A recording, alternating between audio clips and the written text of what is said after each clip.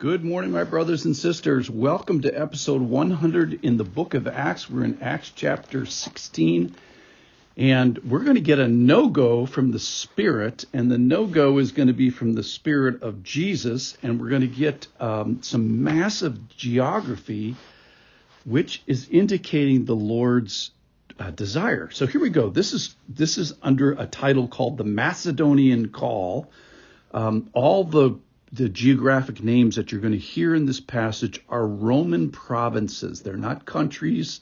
They're Roman provinces. So even when you hear the word Asia, that's the Roman province of Asia. It means it's a smaller geographical area than we mean when we say Asia, which I'll probably make a conclusion of at the end. All right, this is from Acts chapter 16, verse number 6. And so this is Paul, Silas, Timothy, and probably Luke. They went through the region of Phrygia and Galatia. Now, I'll just keep reading. Having been forbidden by the Spirit to speak the word in Asia, the Roman province of Asia. And when they had come up to Mysia, another Roman province, they attempted to go into Bithynia, another Roman province. But the Spirit of Jesus did not allow them. So, bypassing Mysia, they went down to Troas. That's the name of a city. And a vision appeared to Paul in the night. A man of Macedonia was standing there urging him and saying, "Come over to Macedonia and help us." And when Paul had seen the vision, immediately we sought to go on to Macedonia, concluding that God has called us to preach the gospel to them. So let's talk about geography first here. So these are massive areas of land.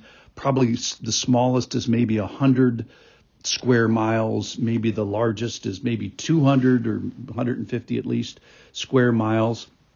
And Paul and Silas started on a missionary journey. They picked up Timothy. They probably pick up Luke here. They go to a region of Phrygia and Galatia. Now, Galatia, when we say that Paul wrote the book to the Galatians, that's a quad city area of Iconium and Lystra. And these are places that he wants to go back to.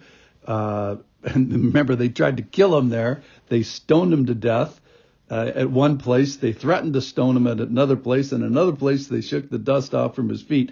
So he's apparently made friends with these people and wants to go and strengthen the church. So that's all in Galatia. Phrygia is the area to the west of that, which might be a new area. But anyway, they go through those areas, they strengthen the church, but then they get this big stop sign from the Lord saying, don't go to Asia. Don't speak in the area of Asia. They have to go through it, but the Lord wants them to hightail to somewhere. He doesn't tell them where, though. So they go through Asia, they go through Mysia. And again, the Spirit of Jesus says, no, don't stop here and don't preach here. So they go all the way to Troas. They come to basically a fork in the road. They're heading north through central Turkey, and they get to the Mediterranean Sea, which then hooks up to the Marmara Sea, which goes into the Black Sea. So they go up to the roof of this geographical area, and they can't go any further because there's an ocean there, either the Mediterranean Sea or the Marmara Sea. I think that's specifically where they are.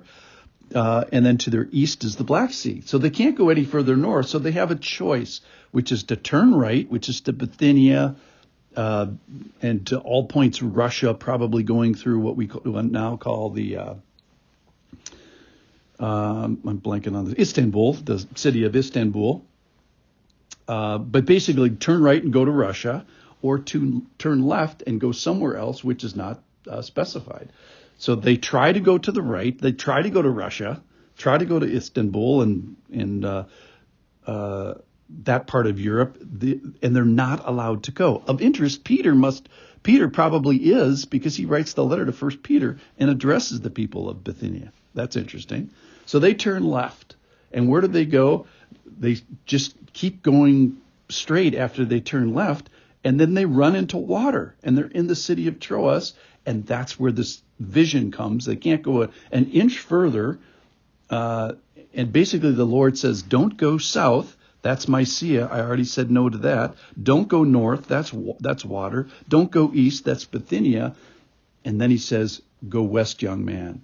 Go over to Macedonia. I have people there, and I want to witness to that. So what is the deal with this massive geographic area where he says, stop preaching the gospel after you've strengthened the churches where you were in central Turkey. Take a 400-mile trip to Troas, and then I'll tell you where I want you to go from there.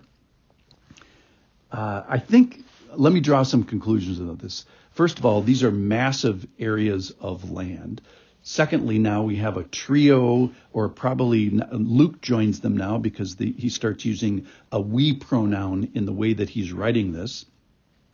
And this is a massive commitment of this trio or quad of missionaries. And then it's a massive commitment of the Lord. Well, what's the deal with it? I think he wants to be known. I think he wants to be understood. I think he wants to be introduced to a new people group. Who are they? Well, up to this point, I'm going to switch to modern geographical terminology. The Lord has been working in the Middle East and in Asia, and now he wants to go to Europe. So they're going to take a boat from what we call Asia to what we now call Europe. And he's going to go to Macedonia. It's a country today. It was a Roman province then. And then they're going to go to Athens and the Greek area. So I think this is a commitment not only by the people, but by the Lord himself to be known and understood and introduced. So if you are of European descent, this is incredibly important to you that the gospel didn't just stay in Asia, that the gospel went to Europe and then through Europeans. So this is a big moment in the history of the church where God says, I want to go global in a sense. Thanks for listening. I hope the global touch of the gospel has reached you. I'll see you tomorrow, Lord willing.